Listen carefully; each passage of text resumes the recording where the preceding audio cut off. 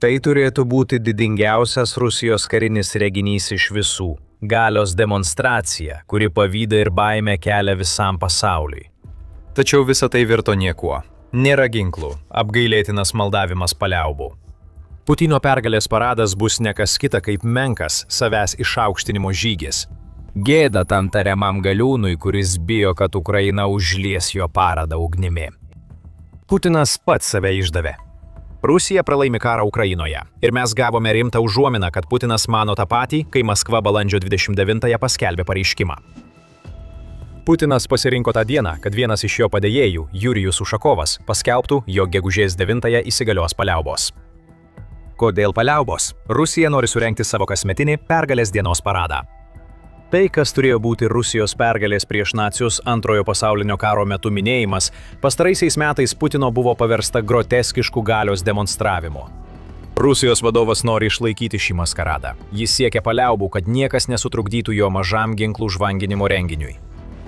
Ir jis netgi kreipėsi į JAV prezidentą Donaldą Trumpą, bandydamas tai įgyvendinti. Pravda atskleidė, kad Putinas kalbėjosi su Trumpu 1,5 valandos trukusio telefono skambučio metu, per kurį Rusijos prezidentas skundėsi dėl Ukrainos atakų prieš Rusijos teritoriją.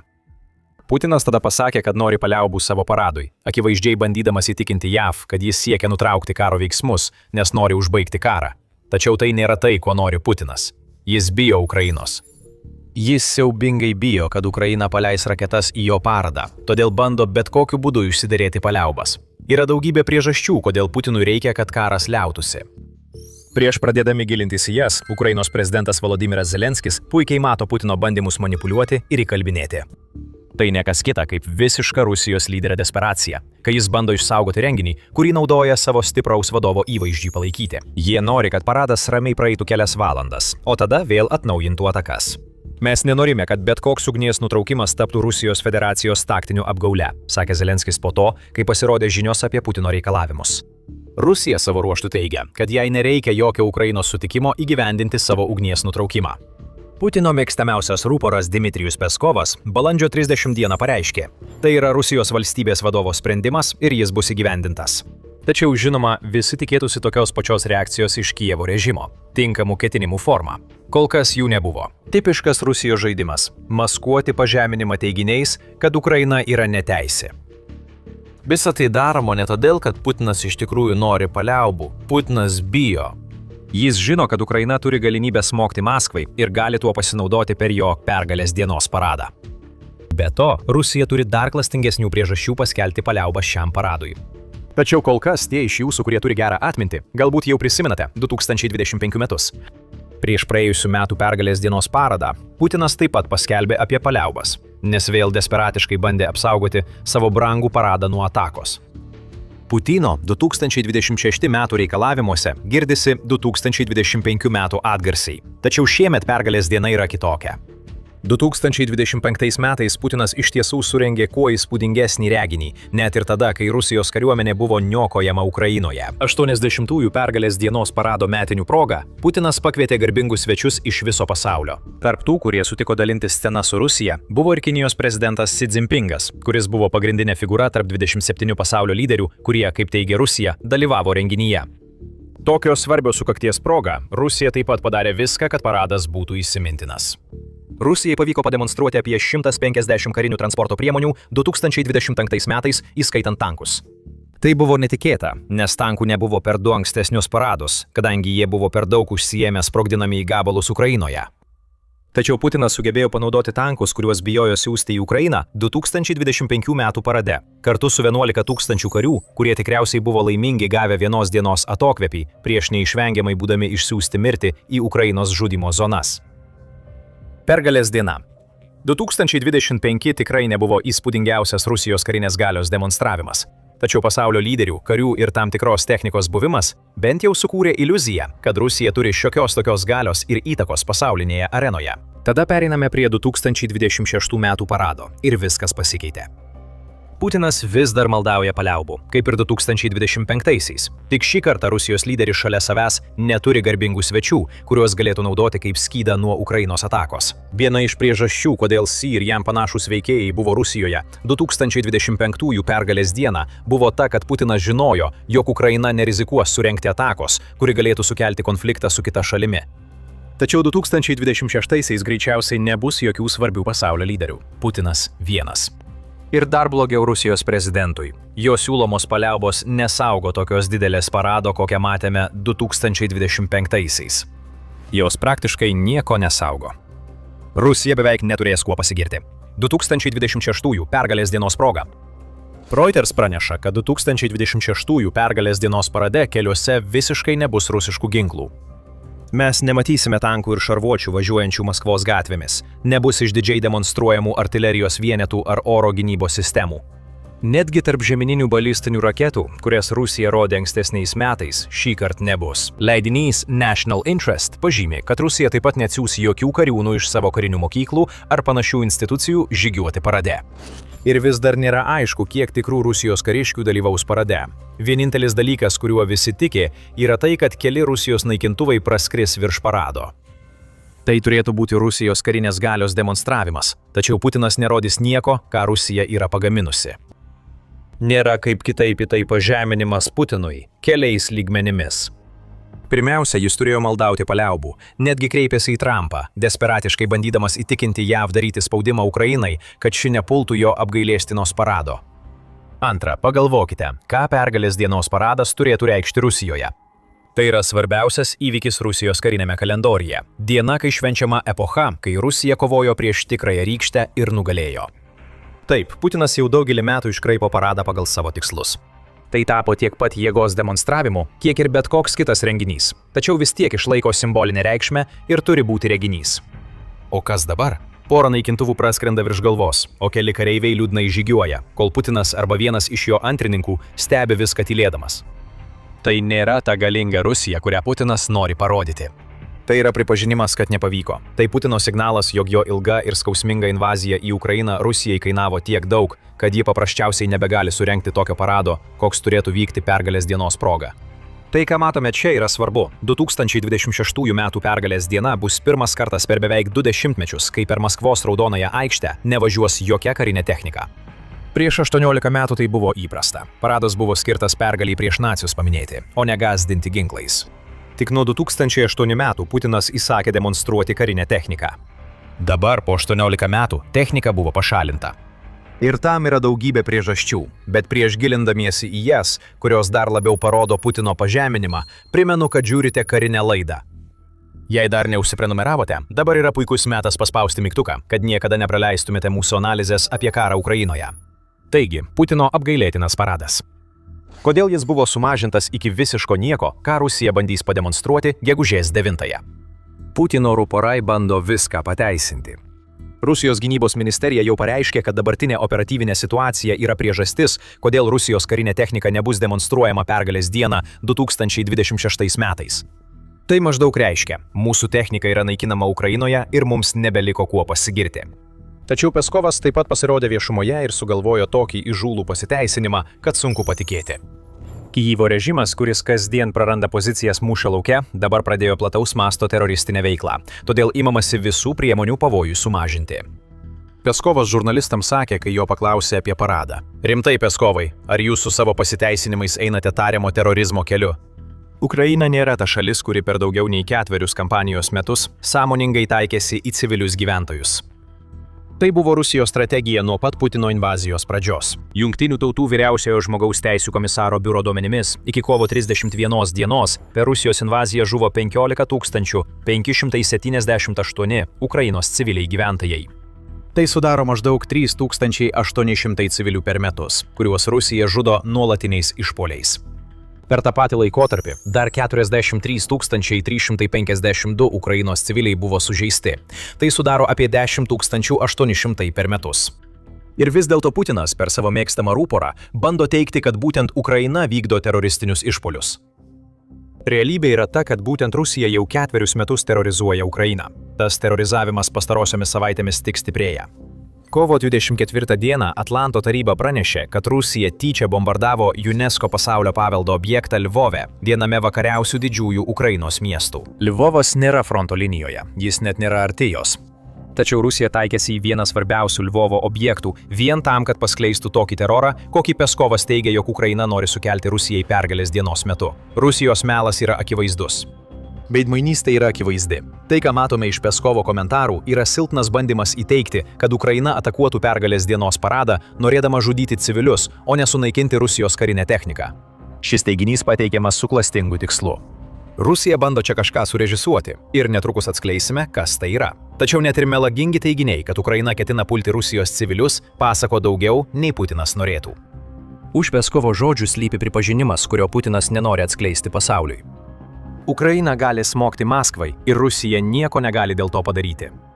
Po 4 metų kovų Ukrainos gynybos pramonė sustiprėjo ir sukūrė ginklus, kurie idealiai derina nuotolį ir ugnies galią, kad galėtų sunaikinti karinę techniką, kurią Putinas paprastai vežiodavo Maskvos gatvėmis pergalės dienos parade.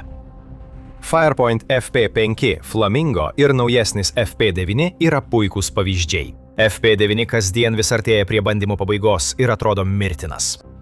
FP9, kuris yra didesnis už Rusijos Iskanda balistinės raketas, yra vietinės gamybos balistinė raketa, turinti 855 km arba apie 530 mylių nuotolį ir 800 kg arba 1760 svarų kovinę galvutę. Ar Rusija galėtų nerimauti, kad Ukraina per pergalės dieną 2026-aisiais pristatys šį mirtiną naują ginklą? Galbūt. Tačiau net jei Ukraina neturės FP9 paruošto iki gegužės 9-osios, ji turi Flamingo. Drono ir raketos hybridas Flamingo gali nuskristi iki 3000 km arba šiek tiek daugiau nei 1860 mylių ir turi 1100 kg arba 2425 svarų kovinę galvutę. Jis nėra toks greitas kaip FP9, nes tai nėra balistinė raketa, tačiau jis yra gaminamas masiškai, gali nuskristi pakankamai toli, kad pasiektų Maskvą ir jau buvo panaudotas taikiniams smogti, pavyzdžiui, Iskander raketų gamyklai Rusijos Votkinsko mieste. Taigi Ukraina gali smogti Maskvai. Per pergalės dieną 2026 metais, jei tik panorės. Tačiau karinės technikos pašalinimas iš to parado ir Peskovo komentarai apie Ukrainos planuojamą ataką mums sako ką kitą. Tai ne tik tai, kad Ukraina gali smogti Maskvai, bet ir tai, kad Rusija akivaizdžiai nepasitikė savo oro gynybą, kad galėtų sustabdyti tokį smūgį. Rusija turi S-300 ir S-400 oro gynybos sistemas visame Maskvos mieste, kad apsaugotų svarbiausią šalies miestą. Šios sistemos ypač gausiai išdėstytos ten, kur yra Putinas, todėl galima įsivaizduoti, kad jos bus dislokuotos prie kiekvienos gatvės, kuria eis 2026 metų pergalės dienos paradas. Ir vis dėlto Rusija pašalino karinę techniką iš to parado. Tai yra Putino prisipažinimas. Ukraina gali smogti Maskvai, o Rusija nėra tikra, ar gali apsaugoti savo paradą.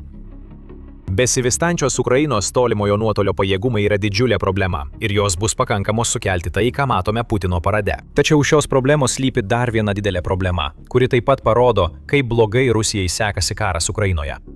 Ne tik todėl, kad Rusija nori apsaugoti savo techniką. 2026 pergalės dienos parade nebus karinės technikos, nes Rusija paprasčiausiai negali nieko skirti savo didingam reginiui. Buvęs Putino kalbų rašytojas, o dabar vienas iš daugelio buvusių Kremliaus sąjungininkų, kurie buvo paskelbti užsienio agentais, Abasas Galiamovas buvo vienas iš aršiausių Putino sprendimo kritikų. Ar jie bijo maišto, ar visa technika sudegė Ukrainoje, klausė Galiamovas. Iš tiesų, Rusijai vis didėja spaudimas mūšio lauke, nes jį per savo nesėkmingą invaziją sunaudojo milijardus karinių atsargų. Ukrainos duomenimis Rusija neteko beveik 12 000 tankų, apie 24 000 šarvuotų transporto priemonių, daugiau nei 41 000 artilerijos sistemų ir dar 1000 kitų įrangos vienetų, įskaitant raketas, oro gynybos sistemas, laivus ir orlaivius. Ukrainos teigimu, visos šios prarastos įrangos bendra vertė siekia apie 142,3 milijardo dolerių. Visa ši įranga turi būti pakeista. Tankai ir raketos, kurie turėtų riedėti per Maskvą gegužės 9-ąją, to padaryti negali, nes vietoj to yra siunčiami į Ukrainą. Tai, ką matome čia, iš esmės prilygsta svarbiausių pergalės dienos parado aspektų atšaukimui. Ir tai yra dar vienas Rusijos pripažinimas. Rusija ne tik bijo, kad Ukraina smogs. Rusija buvo pažeminta praradusi tiek daug savo įrangos, kad dabar negali sau leisti paversti pažeidžiamu ne vieno jos vieneto. Prisiminkite, paradai neatsiranda iš niekur. Juos reikia paruošti ir suorganizuoti. Bet kokia menka įranga, kuri galėjo pasiekti Maskvą, turi būti surinkta iš anksto. Todėl ji tampa pagrindiniu taikiniu Ukrainos dronams ir naujos kartos balistinėms raketoms. Kolonos turi sustoti ir repetuoti. Vien bandymas surengti kažką panašaus parodytų, kaip susilpnėjo Rusijos kariuomenė technikos atžvilgiu.